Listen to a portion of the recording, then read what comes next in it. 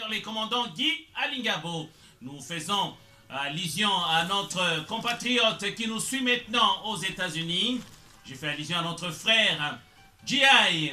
Bakolo State, Topesi Mbote Pena, Obazali Kobenga Georges Alula.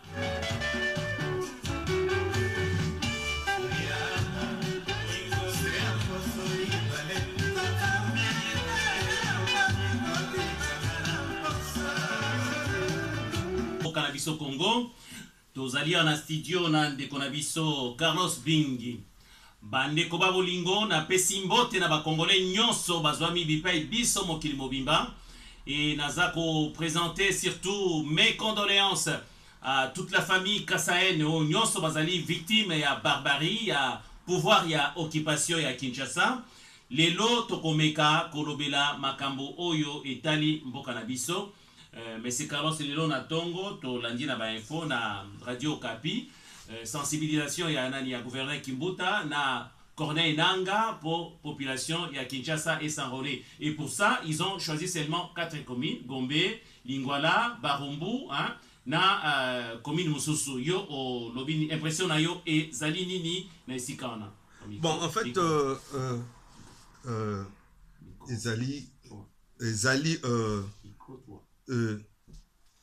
Ezali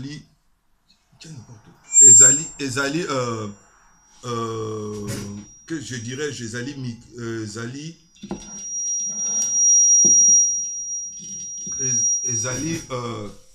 Ezali problème il y a enrôlement donc ce total bien Ezali problème oyo eza normal sur poni 3 communes ezali kamo ya pas cité ezali kamoko en fait balandi ordre oyo ekosala pona ko sala ba enrôlement na bango mais le problème n'est pas là vraiment que le problème on a trouvé qui est un peu bizarre que Kimbuta lobby commune ko s'enrouler plus à opesa bango 10 000 euros mais pourquoi opesa bango 10 000 euros on est commune et le moins un cadre normal et enrôlement comme tu vas corrompre quelque part c'est ce qui est un peu bizarre dans le raisonnement nangai na quoi le et est-ce que yo omoni ba élection n'est crédible parce que jusqu'à maintenant nous comprendre na niveau autorité na bisoté bazolo bakara qui to kini ba élection mais entre-temps baza ko maîtriser et lo comment côté est-ce qu'ils ont vérifié les fichiers électoraux kaka ndenge minde bazolo bana bango to kini ba élection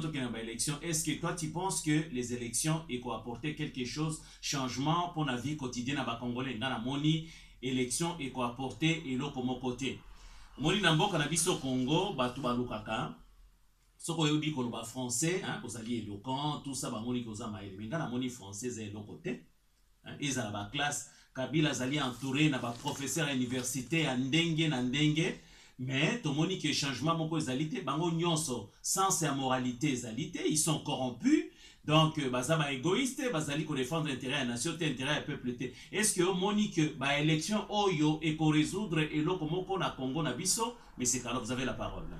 Bon en fait ndegi outi ko lobawana que ils ont dépendre na l'élection mais voamoko démocratique ezali l'élection mais le problème ils ont résider na 4 système negi ba ko sala élection ana parce que ceux qui n'a épinglé belé dans ce monde que on dirait Kabila il est en train de gagner sans le savoir bazako dessert biso je vais commencer par une expérience typique na bani na likambu il y a enrôlement il y a ba réfugiés rwandais na Nord Kivu tu vois comment ces derniers temps ba réfugiés rwandais ba binisi ba carte d'électeur et belé na sini wana ezali premier élément et puis en plus de cela naebi bien que enrôlement salamaki kuna ba augmenter qui au moins ba gonfler au moins nombre de la population là il faut tout tirer attention à l'Ikamwana. Deuxième élément, nous avons trouvé un peu bizarre au l'Ikamuya massacre ya Kasai. Ils massacre. On va revenir sur ça. Non, n'a aucun cas dans l'élection. Ils ont un élément pour l'élection.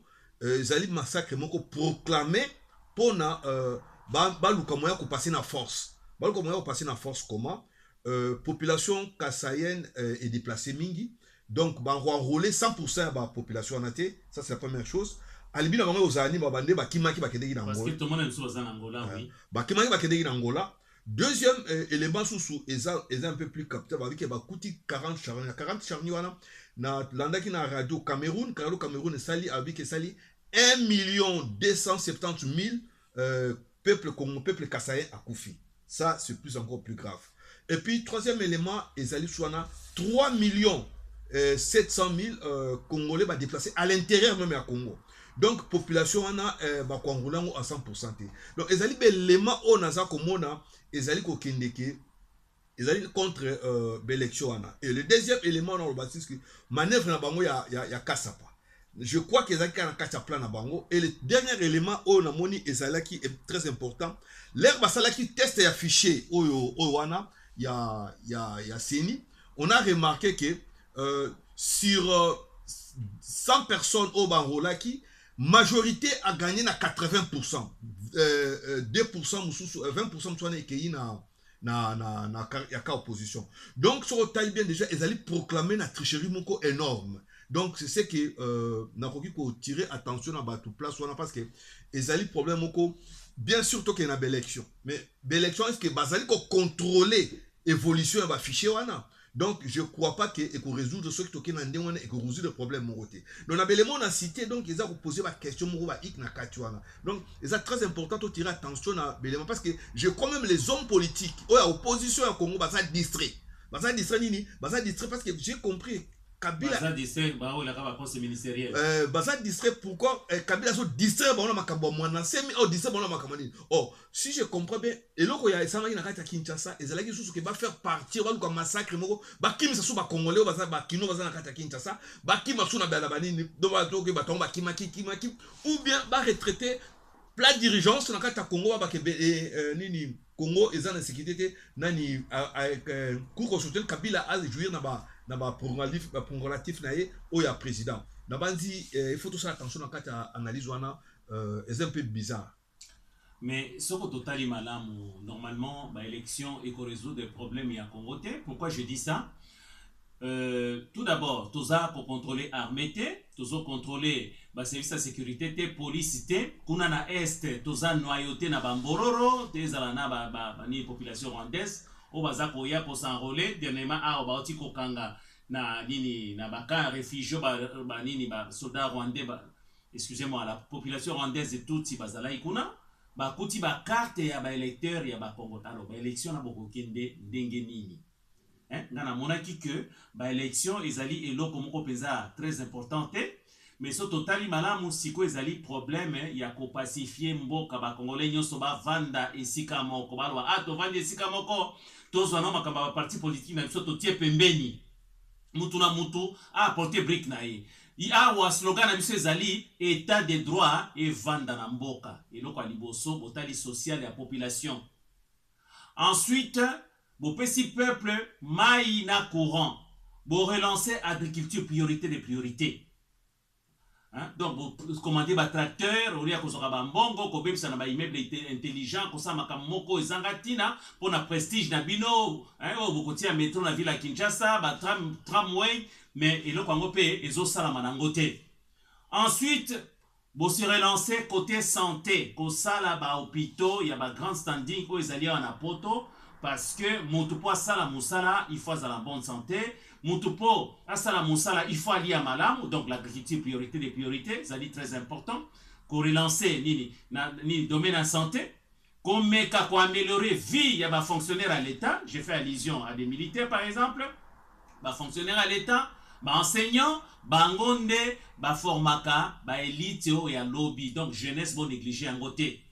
Après, ceux qui t'ont sali en haut, tout ça, les réformes, il y a un service de sécurité, réforme, il y a armée, il y a police, qu'on pacifie est, qu'on eba, oh, azali congolais, non, azali congolais, na simaona, ceux qui t'ont relancé l'économie, na biso, tokota la élection, tokota la nandenge, na biso, entre biso, ba congolais, na kimia nyonso, mais oh, toko prone, ezali, état de droit, de Iboso Messi Carlos. Nana moni, élection, oyo, et qu'on rapporte biso te. Parce que qu'est-ce qui va se passer?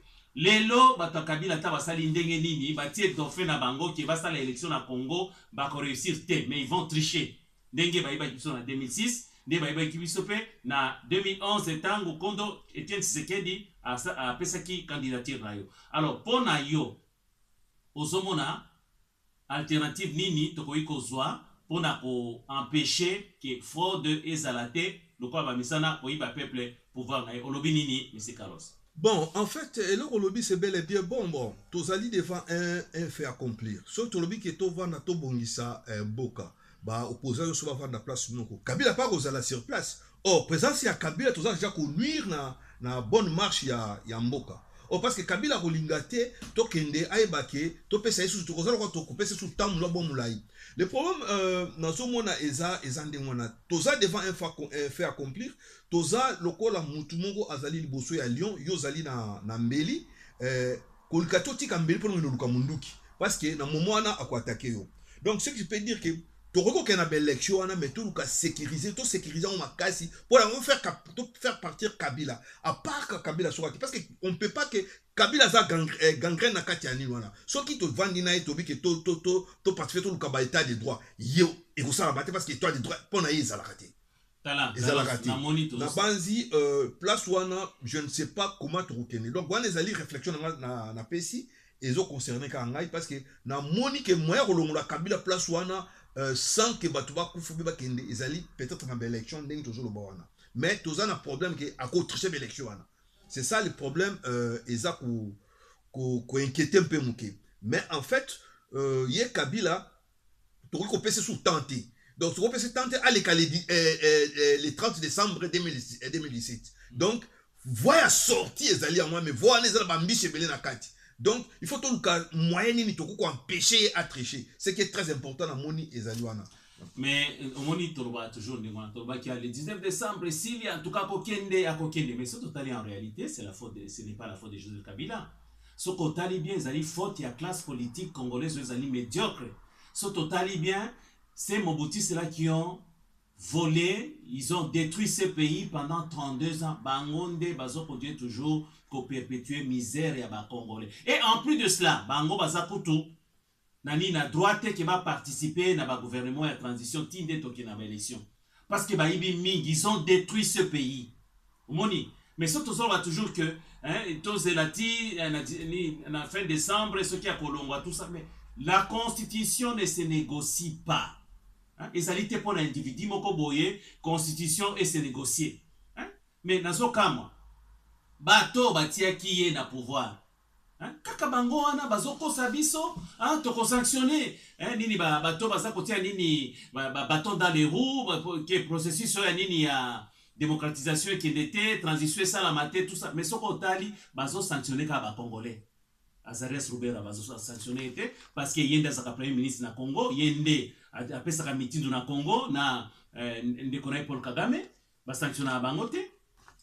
C'est seulement les Congolais qui sont sanctionnés. Yango moni tozo senga na ba Congolais ba longola no ba ekai na misu na bango. Bato ba bomina biso ezali bato to ba na mboka na bango. Mais en complicité avec quelques brebis galeuses au bazali wana pour na soutenir l'insoutenable. Mutu pouvoir na esili esili. O ba lokabi o azar rwandais bona boyeba ki azar rwandais pourquoi bokene na ba élection. Tant ba pekisa ngino bokene ba élection pourquoi bokene ki. Alors moni que toza ko partager kaka pamba division entre biso ezala a libanda boyoka nizalité kowela na tout ça wana ezali ba attitude moko ringarde dépassé. Siko toza na posa mboka esikolama. Le reste c'est le peuple qui va tranché par les élections. Et là, Kobiso, Tobosanaka, Yango na Mese Carlos, Yango Boni, qui les lots, Tozo Kokate, pour la Kolongola Moutoua. Quand on a monate Mboka Oyo, ba négocier ni constitution. C'est triste. Teo Kanana nous, Teo Kanini, Loimbo, après Toko Balisos. Alingabo. Je souhaite un bon dimanche à Robert Bello, spécialiste en droit international, qui habite la ville de Londres. Je dis bonjour aussi à Francine Paki, Mobile Mama Bijou. Tout c'était bon dimanche plein à Nidé. Tout fait si on botte mingi, tout fait si on botte plein à Freddy et Nathan. Tout souhaite un bon dimanche. Accompagné de Radio Centrale d'Anvers.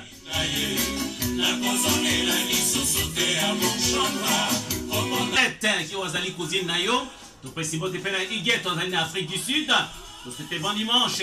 Naba auditeur na biso nyonso bavani na boka bandal na bosani pete fiston na mimi topesi mbote pe na sifa kasusula mwasi kitoko na miso akolala yokelanga deshate nakokufa chakra sheri kamata Les doyens des doyens, Adrien Chouma, Topesi Mbote Mingi, Sozola Nabisona Mbokagan, c'est un bon dimanche, Napesi Mbote P, Naobazali Kobenga, Dekonabiso, Montana Claude, Naboka Paris, parole. Bon, en fait, il y a un rumeur qui circule qui est sur Dokolo, moi, na Dokolo, na gouvernement angolais, Balingi va attaquer qui est Congo. Mais en fait, les gens ont pris cette idée-là, mais moi, je trouve que cette idée est un peu absurde parce que les mêmes conséquences sur tout le monde qui n'a pas afdele bayaki ezaleka andengi moko bayaki ba ko changer ma camion so ba ko chambouler ma camion sur turbanela so à zéro. Or, tout ça qu'on progresser pour en tout cas la démocratie mon déjà un peu plus avancé, toujours en sous nasima. Mais il y a beaucoup de gens bah Dokolo. Moi na Dokolo, moi je trouve que tu connais le comportement des Angolais, bah quoi nanga Angolais bazabane, Angolais sont les mêmes que na Rwandais. Ceux qui balinga attaquer Congo pour na intérêt na bango. Tu vois bien que José Edouard dos Santos Angola, il doit au moins 500 milliards dans la République démocratique du Congo. Mais les gens ont encouragé cette idée-là. Mais moi, je trouve qu'il faut te réfléchir dans le monde. Tu réfléchis na kanini. Ceux qui bango ba koti lelo, ils vont tout chambouler. Tu veux kota Kayemba que Angola déjà ça a ibabiso parti à Mabele. Et qu'est-ce qui va se passer encore?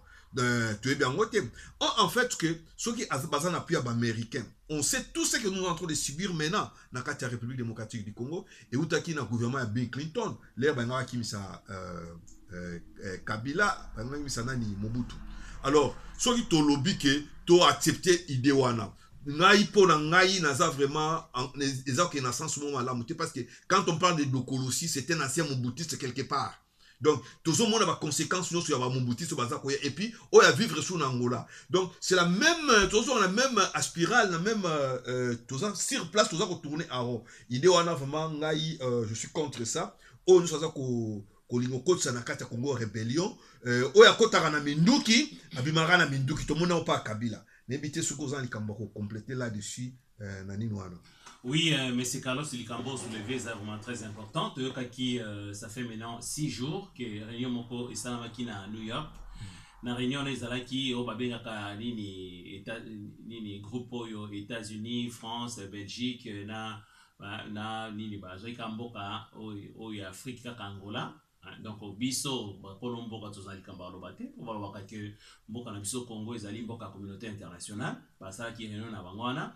Réunion ana ba congolais mingi baza naïf bota la bino moko administration Obama ba kosi biso tozu ba sanction to pénaliser Kanyama to lobi boye ba bocha be boy na boy kaka ba congolais de ba sanction mais so tali ti lelo Kabila azana pouvoir oh bateau ezana nini na point noir oh bateau ezali na nini na Mwanda tout ça hein oh ceux qui Kabila tiki pouvoir te corps na iba contre na Kinshasa ti lelo azali.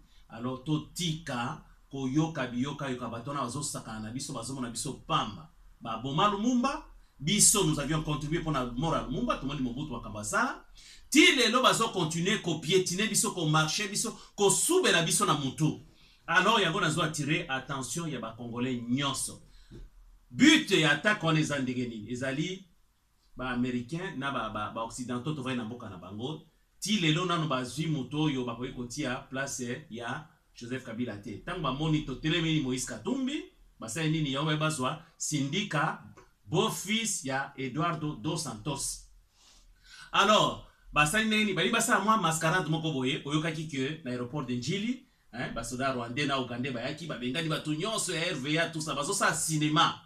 Batona bakiti bavandi mwa muke après bakoti bango ba renforcer mon frontière tout ça nyonso ane za lokuta basali mascarade ndeni tango bango bakokota Joseph Kabila ko sala mwa mascarade moko neti ya kima eza na plan na bango parce que baloba kiboye coltan yo bango basoka na est Joseph Kabila za lokola concierge na bango apesa ka bango coltan bako ya bakoti nde balingi ba wandaki nanu administration nani ya Madame Clinton ba affaiblir biso ba infiltrer armée na biso na ba élément rwandais comme ça to contrôler et l'autre côté ndenge bazana Kinshasa wana ba officier na biso bazana likamba kolobate mais ceux qui commandent ezali ba officier ya nini ya AFPR, armée patriotique rwandaise, bangonde ba commanda keza na service de sécurité na police eza na armée. Boza komona DSC de l'état bomani komona ba jeune tutsi ba policier na kati ya police na biso na Kinshasa bazomona bango. Yango bomonaki Kanyama denema boyokaki ke basispandaki et tout ça ezalaki nini basengi na Kanyama akende lisusu koboma bandeko na ye kuna na Chimbulu kuna na Kasai bato ya Kamwe na Sapo. Kanyama alobi que ce n'est pas possible. Nga naza problème d'abord na communauté internationale, ces pays ezozela ngai ba batina ngai lisusu abime o baronde ba osaka na biso or que azaki enregistré na bisengimana. Yango moni Kabila sepela te alobaki soko koma lelo bo ezali ngai nde na sali yo ba pesi suspension mais nyonso wana était à kaka ba ndeko ba congolais te. Alors monsieur Carlos, ceux qui ba meki kokota eza mascara yo mona wapi c'est bon bo attaquer mboka bo ba déjà ko annoncer mais muto na ko ba disposition. Donc c'est un scénario monté de toutes pièces na ba laboratoire na bango za na New York, eza ni na Londres, eza li na Bruxelles. Tango ba soda ba kokota but na bango za nini ba sala république wana ya Volga, République unie de Kivu. Pona nini ezali région moko ezali riche na ba matière ba minerais moko stratégique oyo et sala ka misala awa na ba industrie na bango ya haute technologie, fabrication ya fusée, fabrication ya ba avion, tout ça ba kasiteri tona ba nobium, tout ça ezali kuna na Kivu partir na nyoto nde bali bazwa Kivu wana. Pourquoi bali ba changer bali ba comme na phase finale ba lobi que ba matière en tant bazwaka ba mimana poto salaire coûte cher na ba avion yango ba préférer batia ba usine na Kigali.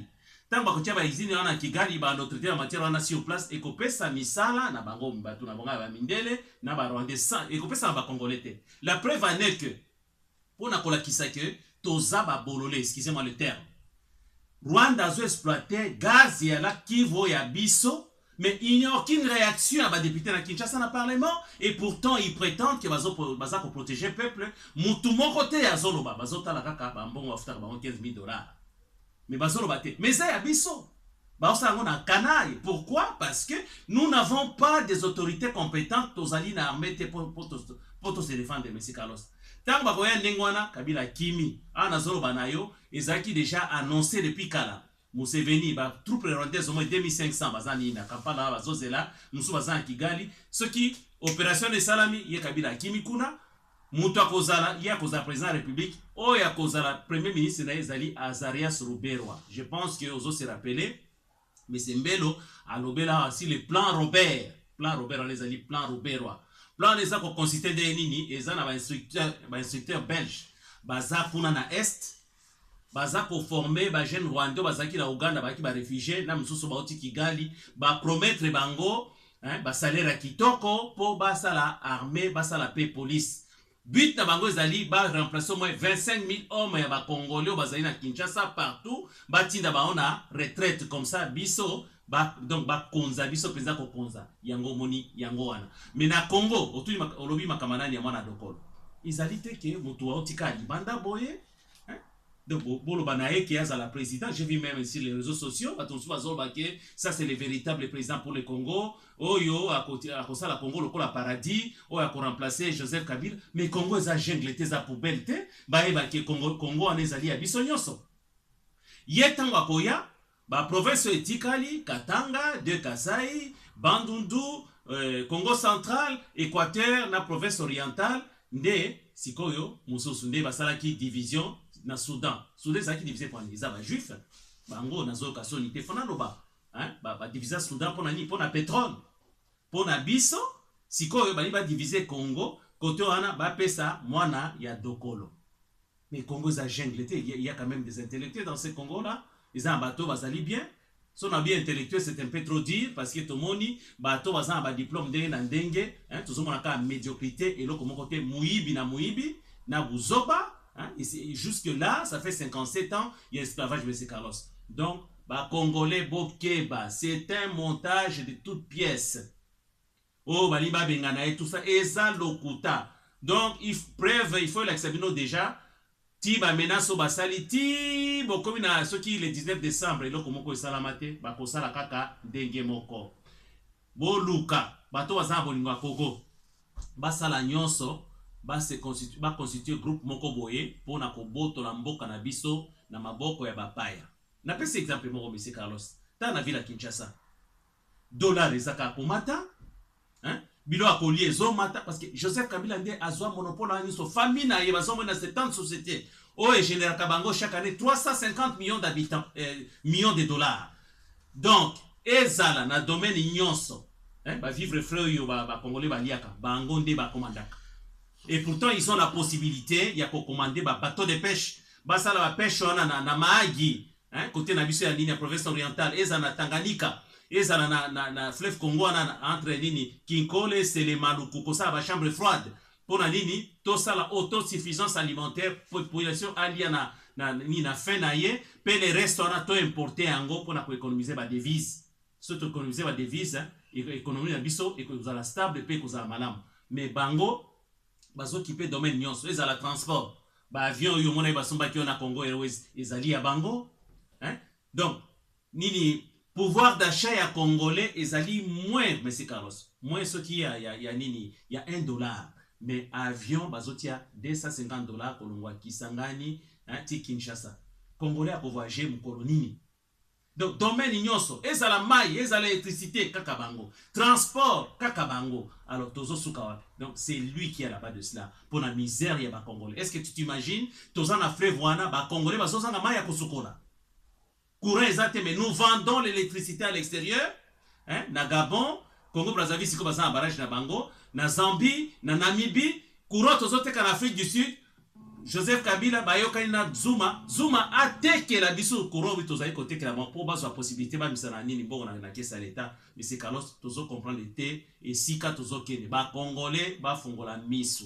Ezala na opposition ba politicien on a ezala na majorité bazo otokele ka ba élection boso contrôler te mindelende ba kopesa ordre ba voter moto oya bango. Alors to kende susu 20 ans esclavage tinde to kokufa ba na biso to vanda libanda juminde ba kotomboka ba kobenga na bango na epte sika ba kosuka. Voilà ce que moi je peux dire, monsieur Carlos. Bon, en fait, analyse nayo eza bel et bien, eza nango très bien. Mais il y a des choses que na épinglé parce que quand on dit Kivu Nord à Kivu, les gens croient que bah Cortez a na Nord à Kivu. Non, que les néo sala na yo tanga rapport ya dernièrement anani yanini. Na Kasai pe Cortez ali, eza belé. Na mai Kwango maya Kwangwana. Il y a pelto ya sous coltan. Donc moi je trouve que surtout que na sens wana je ne sais pas elol torolba, mais c'est que je peux tirer attention que je sais qu'à un certain moment problème ya balkanisation à Congo est là qui est prioritaire. Mais viba Angers, il y a Congo na tangu Kabila atika ki iranium, je crois que l'américain longwa na idée qu'il faut contrôler le territoire congolais par un seul personne. Qu'est-ce qu'on peut pas faire? Mais le problème, il y a moi na Dokolo. Mais moi, je pose la question pour soutenir moi Dokolo. Nangola, José Edouard, ça fait plus de 30 ans. Conseiller de démocratie, Nini. Azabana qui n'a Mobutu. Combien de présidents américains balongo batiki place wana? Moi, je crois bien que bazo soutenir moi na wana, soutenir idée wana, na groupe wana, bazako kantamala muté. Bazo kantamala muté parce que tokozonga na cercle vicieux, donc rozala tubandeli susu 30 ans tozonga sur la période à Mobutu, tozonga sur la période à Kabila, tozonga sur la Nino.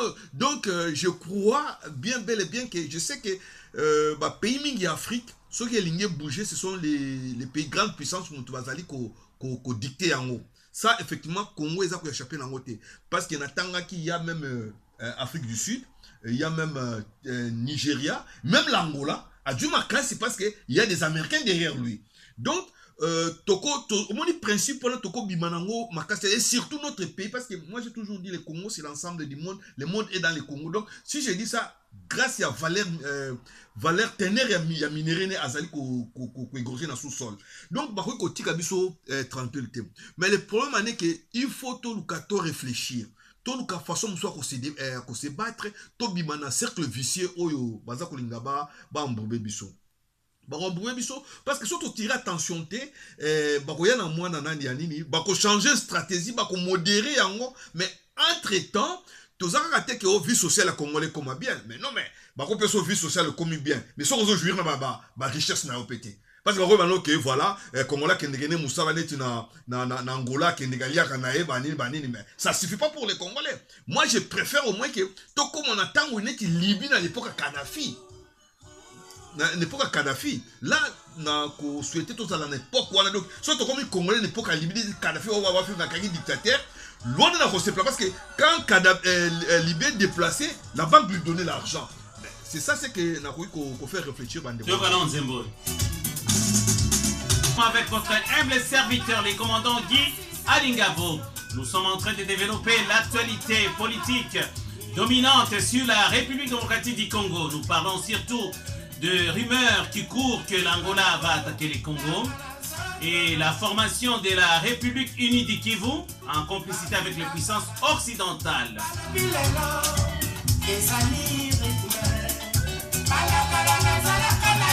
Francis Tamboué, journaliste à Solo à Paris, te souhaite un bon dimanche.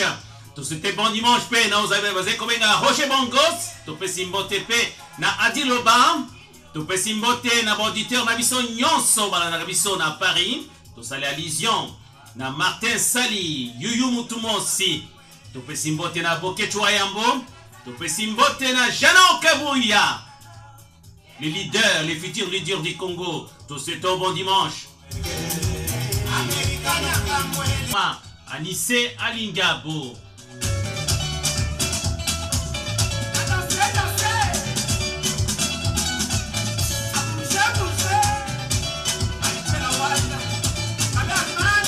Guigui de Panama, yo vandina Mboka, na biso Congo, plus précisément na Kinshasa, la capitale.